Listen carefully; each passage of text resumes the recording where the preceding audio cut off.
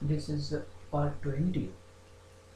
As we have started discussing offences against property right from section 378 up to section 462 of the Indian Penal Code, the first offence with which we did is the offence of theft as it is defined by section 378 of the Indian Penal Code. With this, now we intend to start with the next offense, and in order to understand this offense, if you imagine the illustration that you always read in the newspaper, a son of the businessman is kidnapped, he is taken away, and there is information which is given to the businessman that unless such amount is kept at such and such place, you won't get live body of your son back. And the businessman, in order to get live body of the son, pays that amount. What is the liability of those who have taken this amount? And this is exactly section 383 of the Indian Penal Code, which defines the offence of extortion. Now, what is extortion?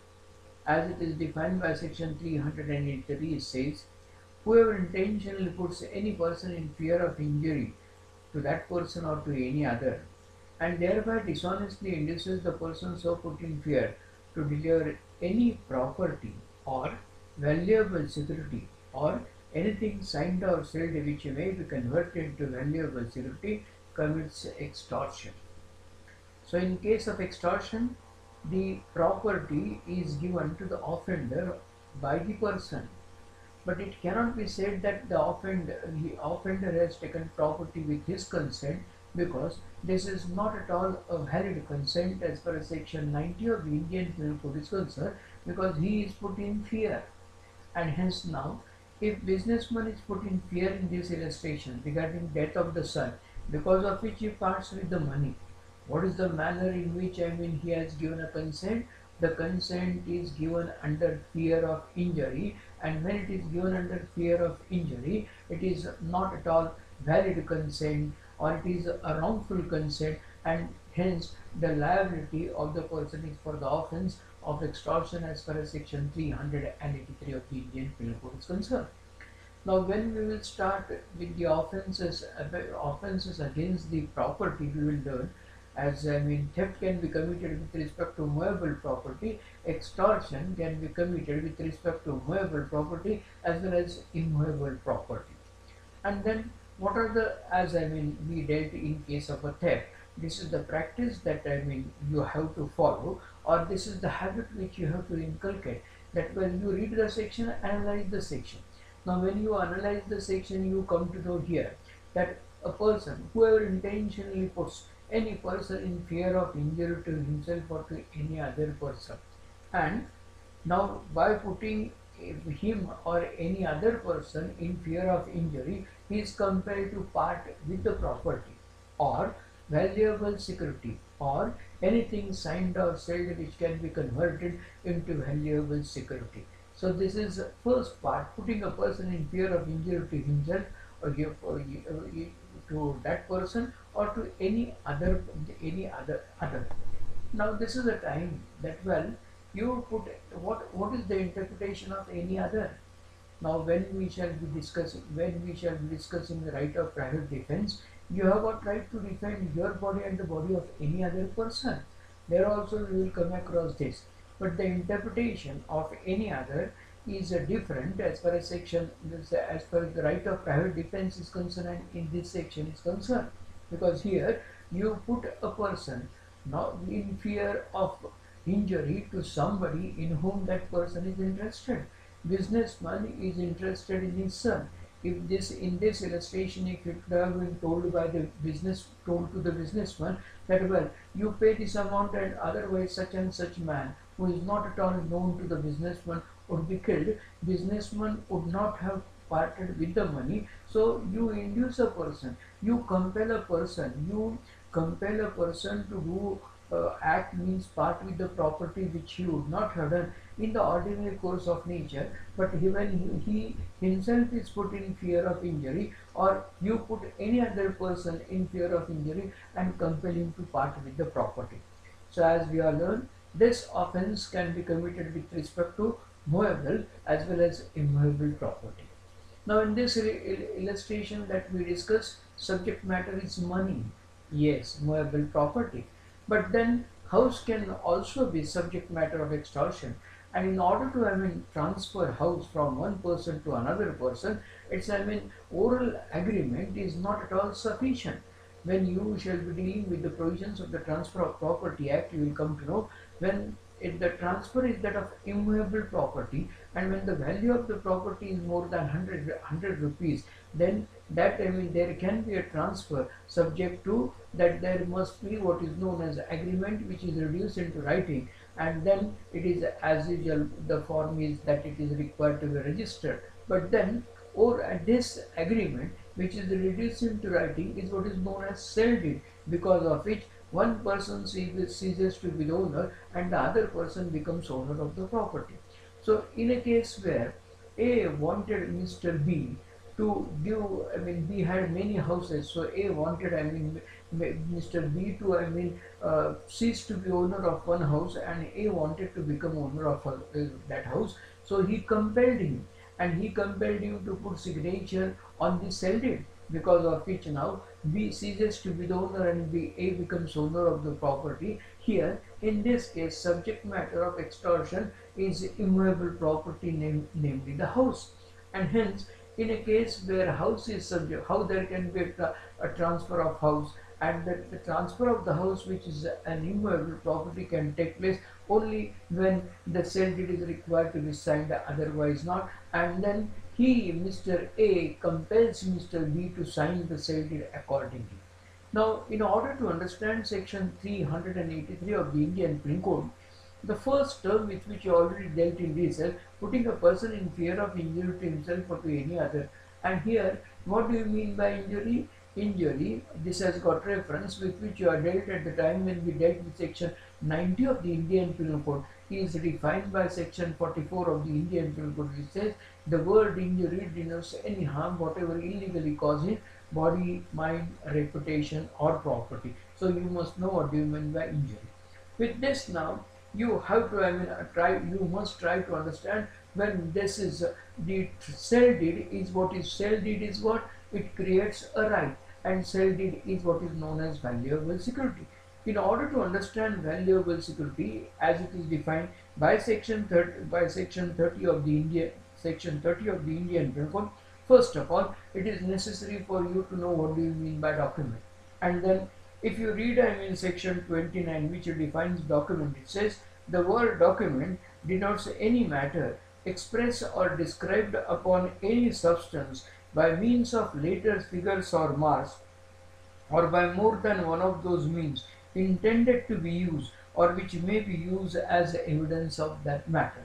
So this is what is known as a document as defined by section 29.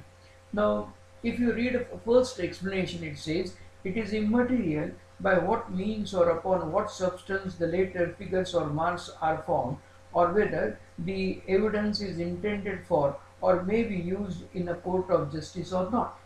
And the second explanation to the section says whatever is expressed by means of letters, figures or marks as explained by mercantile or other uses shall be deemed to be expressed by such letters, figures or marks within the meaning of this section, although the same may not be actually expressed. And then this is what is defined, general impression which is carried by everybody, that you take a white piece of paper on which you write with the help of a black ink, and then it becomes a document. But it is not so. Anything expressed or described upon any substance. So you, in order to know that a particular, you go to the class and the table which is in the classroom is the property of that particular institution. The name is written accordingly, number is given accordingly. That is also what is known as a document. And hence now, once you say math is a document, yes, 712 extract is a document, no doubt about it. But now whether that document becomes a valuable security or not, when A and B enter into an agreement, and then it is only agreement is signed only by A and not by Mr. B, that can be a document. But whether that can become a valuable security or not, And hence, in order to understand what do you mean by valuable security, now document does not necessarily mean that you only, for example, as I mean, you draw a promissory note, or you draw a check, or you draw a bill of exchange. No, is at times when it is required that it is to be negotiated, you make an endorsement when it is an order instrument on the back of it, and this endorsement which is made on the back, on the reverse side of the instrument, also becomes a document because of what? Because of explanation 2 as far as section 29 is concerned. Hence now, the what do you mean by valuable security now? If you read section 30, which defines valuable security, it says the words valuable security denote a document which is or purports to be a document whereby any legal right is created, extended, transferred, restricted, extinguished, or released, or whereby any person acknowledges that he lies under legal liability or has not a certain legal right. So, if the right, I mean, it is when the document becomes a valuable security, is linked up or connected with the right.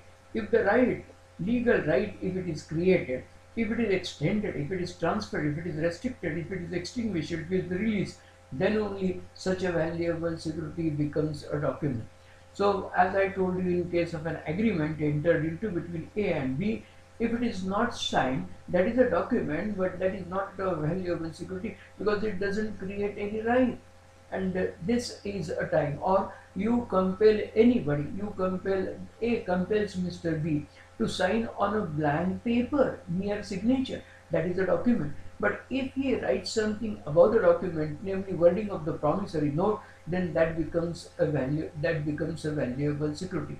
In other words, every valuable security is a document, but every document is not at all a valuable security. And subject matter, when we are dealing with section 383, subject matter of extortion may be that you compel a person to part with the property, you compel a person to part with a valuable security, or you compel a person to part with anything signed or sealed which may be converted into valuable security. That amounts to what do you mean by as in the illustration that I have given, you compel a person to merely sign on a blank paper, but that can be converted into valuable security. A can write down wording of a promissory note that which is he has compelled Mr. B to sign, and he can compel him to write. He can write about that. I promise to pay Mr. A rupees 10,000 after 10 days, and if that is already signed by Mr. B,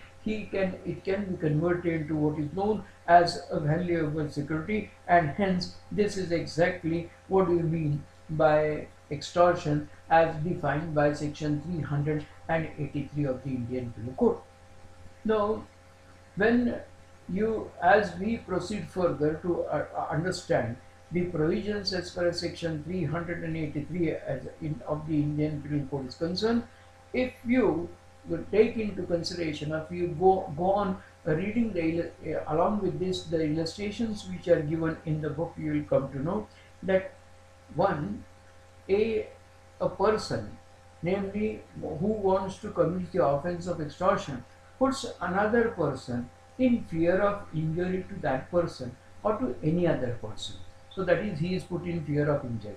And by putting, it's not only, this is one ingredient, putting a person in fear of injury to that person or to any other, and thereby dishonestly inducing the person so put in fear to deliver property or valuable security or anything signed or sealed which can be converted to valuable security. This is the manner in which he commits the offense as defined by this section, namely section 383 of the Indian Penal Code. Now, if Mr. A is standing on the road, Mr. B is coming from opposite direction, Mr. A has threatened Mr. B and tell him, give your money purse, otherwise I will attack you. He hands over money purse to Mr. A, and In the meantime, Mr. A has snatched away the wristwatch which Mr. B is having. A wristwatch becomes subject matter of theft, whereas money purse becomes subject matter of extortion. And hence now this is a time for you to know the distinction between theft and extortion. In case of theft, the property is taken out of the possession of the person without the consent of the person, whereas in case of extortion, he compels him to part with the property. The property is given by the person to the offender, but it cannot be said that the offender has taken the property with the consent, because the nature of the consent is what is known as wrongful consent, as when you try to understand the meaning of the term consent as it is defined in the negative form as per section 90 of the Indian Penal Code is concerned. So this is with this now section 383 of the Indian Penal Code defines the offence of extortion. Right from section 384 up to section 389 are the sections which deal with punishment. Now I will just go through the heading, because those of you who are interested to go through know the details can go read the section, but otherwise 384 punishment for extortion. Says section 385 putting person in fear of injury in order to commit extortion. Section 386 extortion by putting a person in fear of death or grievous hurt. Section 387 putting a person in fear of death or grievous hurt in order to commit extortion. Section 388 extortion by threat of accusation of an offence punishable with death or imprisonment for life. And section 389 putting person in fear of accusation of offence in order to commit extortion are the various sections which deal with punishment.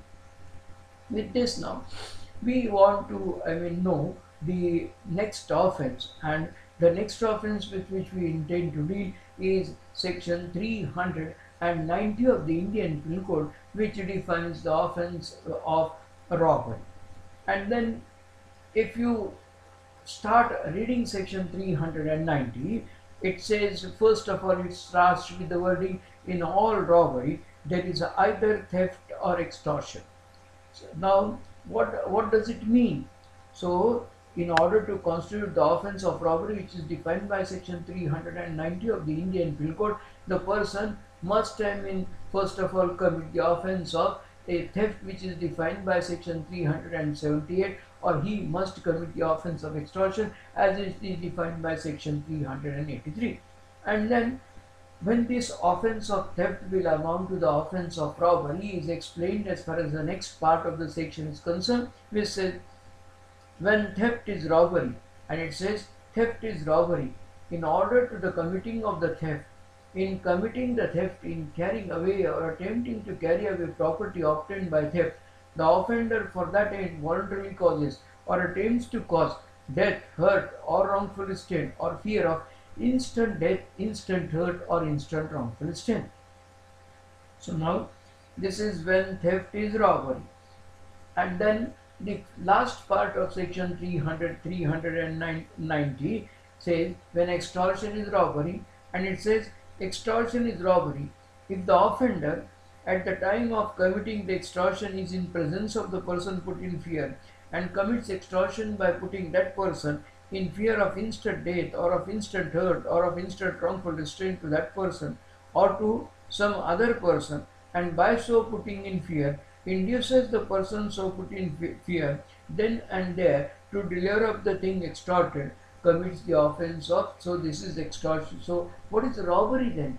Robbery is an aggravated form of either theft or extortion. Now when theft is robbery, if you analyze the definition, as it is dealt as per as this section 390, you can understand this by putting it in a simple form of an equation. Robbery is equal to theft plus violence. But then now what is the nature of the violence as it is dealt by section 390, and for what end the violence must be used on the part of an individual as it is dealt by section 390. So this is robbery is an aggravated form of theft. in order to the, which are the four ends?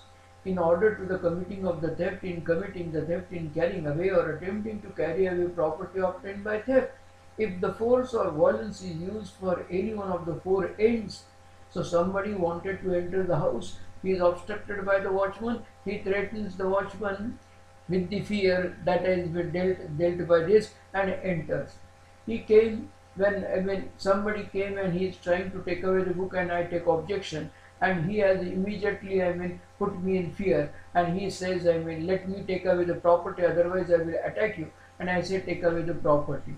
When somebody is trying to take, there is attempt on somebody's part to take the property, you resist him and then he has overpowered you. All these cases where in order to the committing of the theft, in committing the theft, in carrying away or in attempting to carry away property obtained by theft, the offender for that end voluntarily causes or attempts to cause what? Death, hurt or wrongful restraint, or fear of instant death, instant hurt or instant wrongful restraint. Under such circumstances, this will amount to the offence of robbery as per section 390 of the Indian Penal Code is concerned. In a case where the thief is running away with the property, and if there is a hot pursuit, the thief is running away and they want to catch hold of the thief, hence there is what is known, they want to chase the thief, there is a sort of a hot pursuit, and then during course of time it is realized by the thief that it is not possible for him to run away, so he throws away the property and starts running away. But then also he is chased by others, and now the thief takes a stone and he takes out a weapon and says, don't try to take me to the police, otherwise I will attack you. The thief is not liable for the offence of robbery, because though he might have used the force, he might have thrown the stone, he might have used the weapon, but as that is not, as he had parted with the property, as this was not for any one of the ends, and which are the ends? In order to the committing of the theft, in committing the theft, in carrying away or attempting to carry away property obtained by theft, the offender for that end voluntarily causes or attempts to cause. So here, as there is, he has used a force, there is a violence, no doubt about it. But don't be under wrong impression that this will amount to the offence of robbery, for the simple reason, it's not only using a force. The force must be used for the nature of the force as it is defined by section 390, and it must be used for one of the ends. Then only we say he is liable, or then only we say theft will amount to robbery, otherwise not, as far as section 390 is concerned. With this now, when extortion is robbery. Now the illustration regarding businessman I had told you, if you remember, the son of the businessman is kidnapped and is compelled to part with the property. This will amount to the offence of extortion, 383. But then somebody came to the house of the businessman, knocked the door, entered, and he said that I will have business talk with you.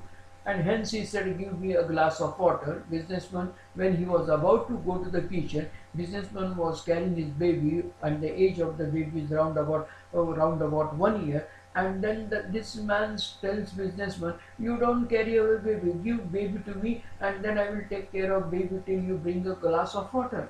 The businessman goes, and businessman is residing on the 10th floor of the building, and this man has taken a baby to the balcony, and now after businessman came with a glass of water, this person, offender, tells businessman that you pay me cash this much amount, otherwise I will throw your baby from 10th floor to the ground floor. Businessman on the spot then and there pays the amount. What is the liability of the person who has compelled businessman to part with the money? And here, in case this is extortion, no doubt about it, but we don't call it extortion, because what is this?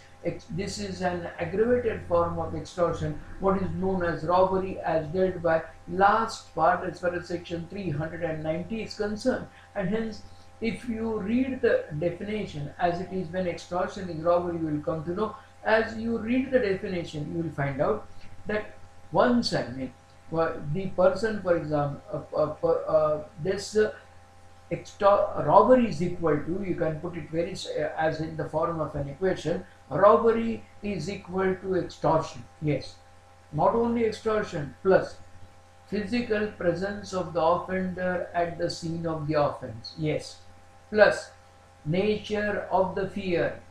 In case of extortion, the person is put in fear of injury. Here, the person is put in fear of instant death, instant hurt, or instant wrongful strain, as far as section 390 is concerned. And then delivery of the property takes place then and there only. So with this additional ingredients, robbery is equal to extortion plus physical presence of the offender at the scene of the offense plus nature of the fear plus delivery of the property must take place then and there only. Then we say the liability of an individual is not for the offense of extortion, but then his liability is for the offense of robbery, because what is robbery? Robbery is an aggravated form of extortion. So once you start dealing with section 390, which says in all robbery there is either theft or extortion, and then when theft is robbery is also dealt, when extortion is robbery is also dealt as far as section 390 is concerned.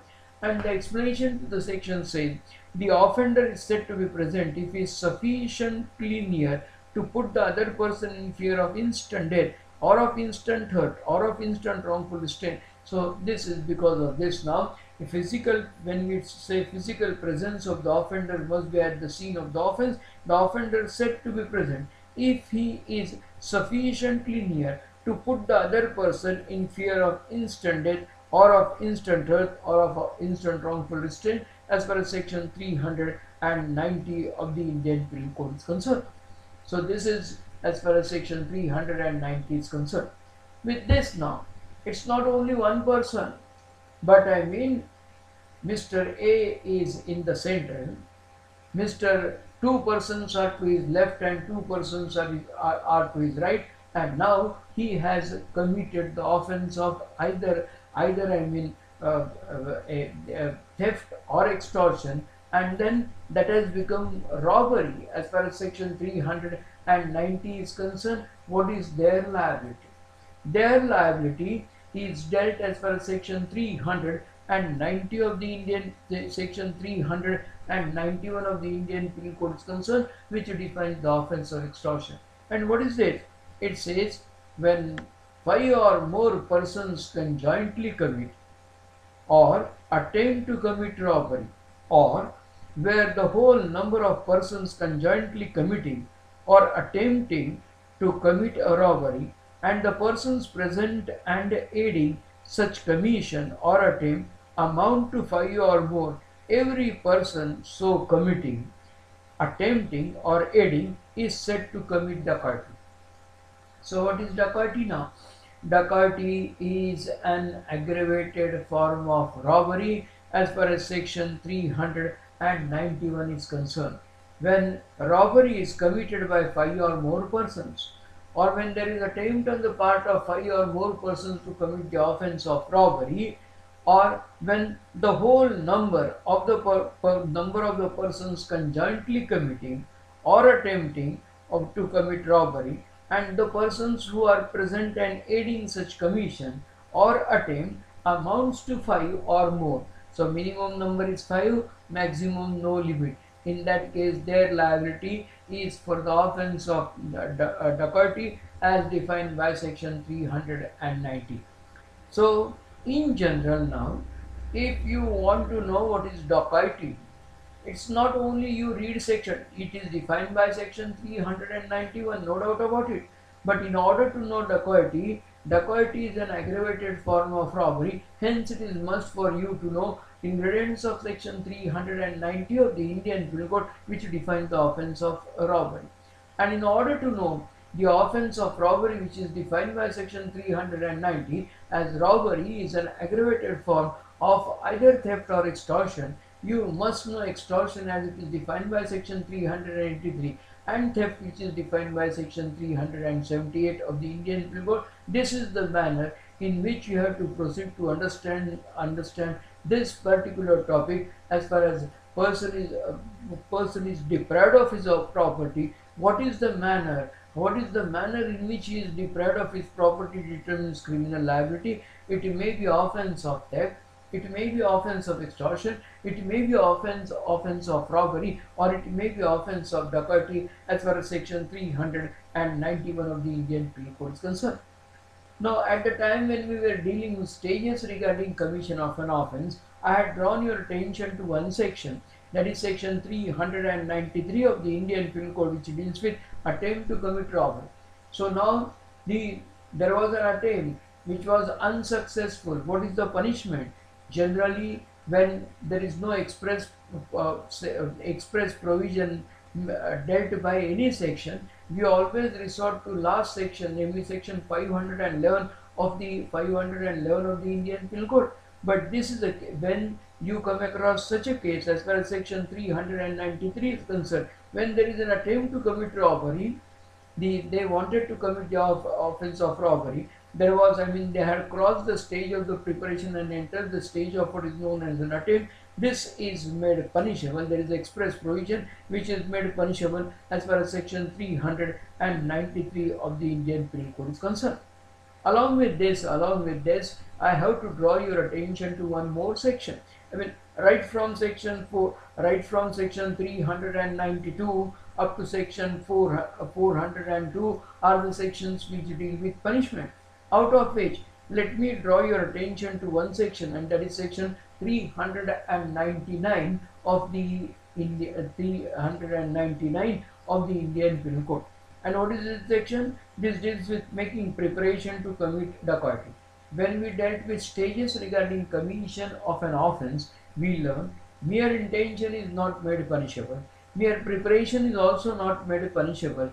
When you cross the stage of preparation and enter the stage of what is known as an attempt, if you are successful, then you are liable for commission of an offense. And if you are not successful, you are liable for attempt to commit an offense, which is also an offense and hence made punishable by the provisions of the Indian Penal Code.